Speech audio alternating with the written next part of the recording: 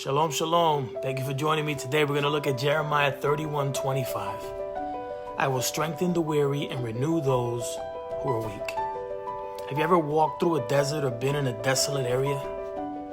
If you ever have and you've spent much time there, then you know how it feels to grow weary or thirsty in an empty, overwhelming land. The people of Israel often found themselves in a desert. They found themselves within a season of desolation and abandonment. Over many years of being in the desert, they became exhausted and tired. In the midst of one of those seasons, God began to speak promises to them through the prophets. God spoke prophecies about the future. He promised them that He would refresh them and satisfy them in the midst of a dry and difficult season. While we may not be Israelites walking through the wilderness, we still follow and walk with the same God who walked with them. And if we're being honest, our spiritual lives can many times often feel like we're walking through a dry desert. Some seasons of life are exhausting and difficult to persevere through. But in the midst of those seasons, it's in the midst of those seasons that God continues to refresh and satisfy His people. He continues to uphold us when we are tired.